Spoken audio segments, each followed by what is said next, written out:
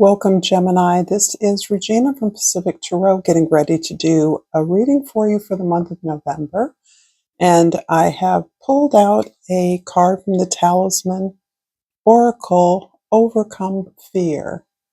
And I'm going to read the description for you from the guidebook, as hopefully you can see the card without too much of the glare from the light. So it begins with the unknown can be frightening, and it's easy for those feelings to intensify in the darkness or when we feel exhausted. Make sure all of your needs are met and you're well rested. It takes patience, consistency, and validation to rewire the old paths of your thought. Perhaps a past experience is triggering your current emotions, so acknowledge the reasons that you feel this way. Note the way that you speak to yourself. You're strong and powerful, and you can overcome anything, but also remember to be gentle and patient with who you are. Move slowly at your own pace and see yourself shining in the bright, warm light of this glowing candle. Use this card when you need to face your fears or anxieties. Look at the card and envision the light shining brighter and stronger until it spills over the edges. Feel the burden dissolve and notice how light this new feeling of love and trust becomes. And the key mantra is, I can manage my feelings. And we're going to move directly into your overall energy for this reading, the King of Swords.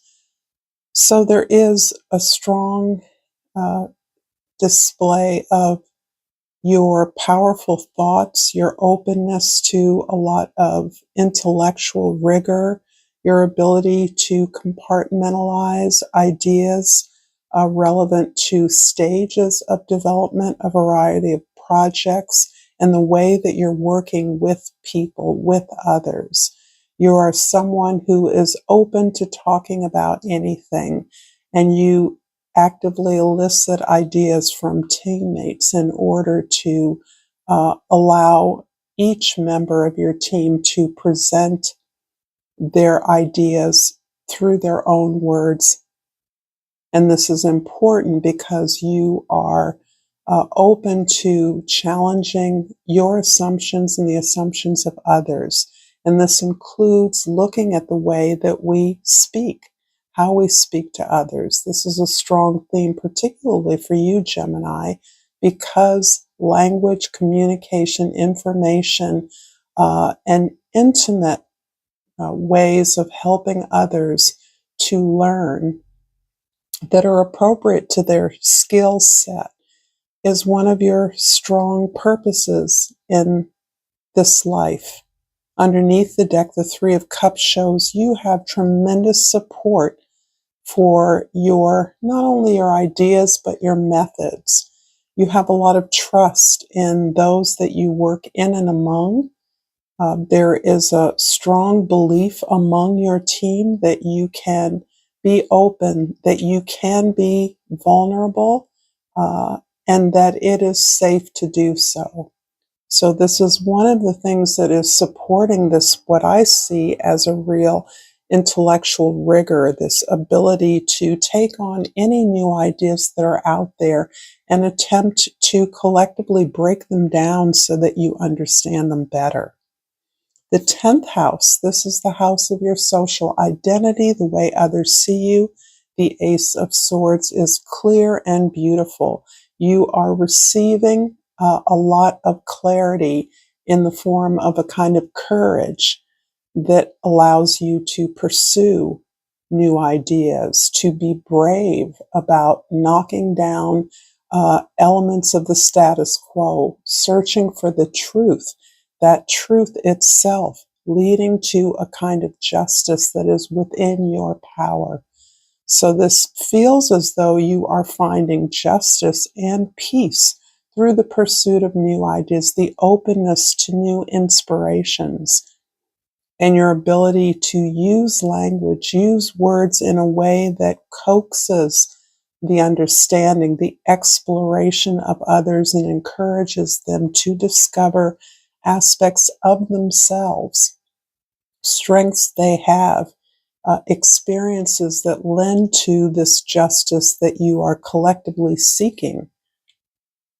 As the first house, we have the Temperance card. So, yes, interesting, because whatever you're doing, personally, professionally, in family or relationships, is about this stronger element of balance, finding peace, accepting that you have had substantial experience in some particular regard, and all of your energy is going towards strategizing the way you use the resources that are abundant around you.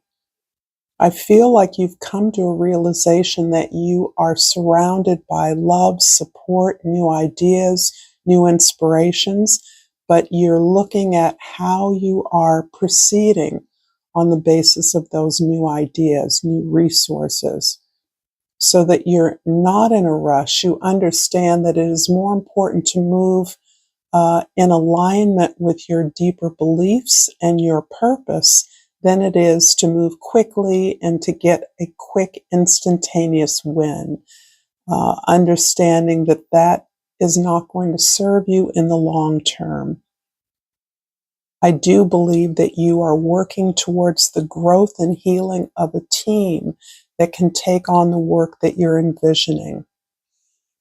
In the fourth house, this is your soul, your home, your family, or your foundation. The Five of Swords is an interesting basis from which you are gaining this intellectual and academic clarity, so that you are clear that what has been fed to you, particularly regards to the worthiness of your ideas or enthusiasm, that you can are willing to invest in to a new direction, a new plan, new ideas that you have, has been shut down or denied you or ignored in some way, that has lent you to feel a kind of self-doubt.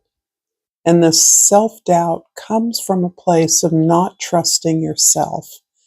And you are responding to that. You're not reacting to that. You're responding to a kind of conditioning or social experience you've had, particularly coming from your home or family of origin.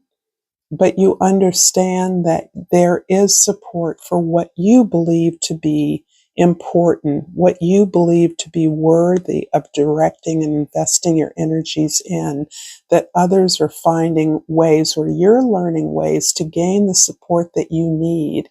And this is about casting away any self-doubt, accepting that this is an area of gift for you. You are uniquely gifted with words, with ideas, with ways to share information and ideas with others, ways that you learn better. And you're learning to externalize, to claim your vision in the world as a way of strategically directing your energy in that direction. In the seventh house, the house of your significant others, the Four of Wands is all about achievement, something that you have built as a function of your team, your community, your passion. This can be a powerful partnership, but it feels more populated than that. It feels as though you are anchoring and creating a cultural or social foundation for the team to work and measure its achievement. And that achievement is measured through what you're learning, how you're growing, and you're encouraging each member of the team to expand using the resources of the team. This is really a beautiful vision that is countering the customary or traditional narratives of the way things grow and become successful. You're challenging that by investing your energy into the people that do the work. And you are validating your team as the source of all success and empowerment. And in that way, this is truly a collaborative method of working that establishes your community as one of celebration. I'm going to clarify this reading with the ethereal deck, the shadow work deck, as a bit of a nod to the harvest season that we're moving into. This is the time of cultural celebrations. Samhain is the Celtic New Year that begins with a celebration of the end of summer. This is also a time where Halloween announces the thinning of the veil for us, the turning of the light inward, the ease with which we can access information or connection, contact with other worlds.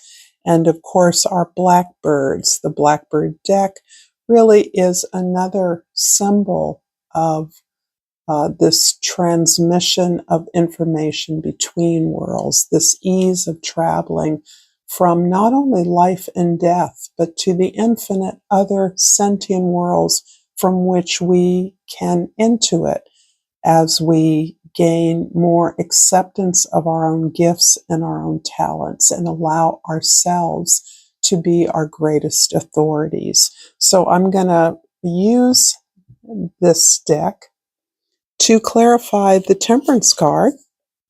I've pulled the Emperor, and I forgot to say, as I always do, that if this reading is resonating with you so far, please like this video. Please share this with others if you feel inclined to do so. And subscribe to my channel, Pacific Tarot. It is greatly appreciated. I love all the support I receive from all of you. Thank you in advance. So the Emperor here is a beautiful testimony to the way in which you have rewired your thoughts, rewired your habits, that you are conscious of how you have often reacted to what was presented to you rather than responded. And you're understanding better how you're gaining the sense of balance in your life is through understanding and releasing what you can't control and taking responsibility for what you can. And that includes, for one as experienced as you, control of your reality. Understanding that you can have what you want and that your reality is a reflection of what you have manifested. If that's what you haven't wanted, then you understand how to find balance, how to release what no longer serves you, and instead focus your energies on achieving what you know will be effective for you and for an entire community, team, partnership, organization, whatever your purview is. But this is you taking full responsibility for what you produce and being able to measure the success of your efforts by what you produce. So this is a much more internalized process that lends itself to this modeling for a collective of collaborators, so that all members are doing their part with respect to what it is they can accomplish and what it is they cannot, what it is they're working towards and what it is that is they're learning from, even in its disappointment, even in its failure. So this is the strength of the way in which you are challenging the hierarchical nature of organization and saying instead, it really is based on those of us that do the work. And we're the ones that determine our success and or our failure, but we learn from all experiences. Regardless of how something works out, we learn, we re-strategize, we reset, we recalibrate, and move forward. In the fourth house, the Five of Swords is clarified by the Three of Cups. This is lovely. This is a repeat from your original energy over the entire reading, that support exists for you despite the kind of negative feedback or criticism you have received. It almost feels as though you have heard the negative feedback and haven't always heard the support, the love, the recognition that exists around you. That is something you're turning around consciously.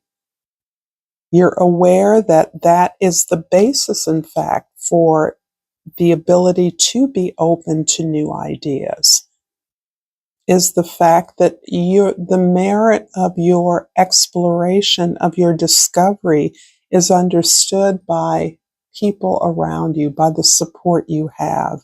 There's an investment in recognizing that you are clear, gaining clarity about the steps forward that will net you an experience of balance and justice. In the seventh house, the Four of Wands is clarified by the Knight of Wands. This is an energy that's popping out a lot, this fire sign, this fiery energy, this real spiritual, I think, motivation and inspiration with which you pursue this idea of a functional collaboration, an equitable method of working where each member is identified as having a strength. No matter what weaknesses an individual perceives, the focus is on the ways in which you can work around the weaknesses, employing your strengths. And this is really a way in which each member is met and dignified at where they're at and given opportunities to learn and grow. In the 10th house, the Ace of Swords is clarified by the Ten of Swords. Here you have released yourself from a heavy sense of baggage, disappointment, suffering, criticism, unkind treatment, unfair treatment, that you've really learned to marshal the resources, the love and support that you do have to find a better way, to find clarity that removes yourself from a set of beliefs that was working against you, working against your team, your sense of having support, of having mutual ideas and opportunities to discuss, share new ideas. This is working against the idea that you are alone, that your success comes as a result of others that you work with. And this is really a truer sense of the kind of vision that you hold for not only your individual life and effort, but for the effort of others. I'm going to read or pull a crystal oracle for you, and out jumps the fire agate, and the key word is creativity. I allow the creativity of my soul to shine through into my world. And I like this, Gemini, because your openness to new ideas, to the creativity and the way that we all learn is really what is the spotlight, the energy that you're bringing to others. This joy, this sense of maturity, balance, and experience that is leading to concrete achievements that you're proud of. And in part comes from recognizing that the love you seek is all around you. and always has been. Thank you for this reading, Gemini. If you enjoyed this content, check out more content here. Thank you for your likes and subscribes. Until next time, namaste.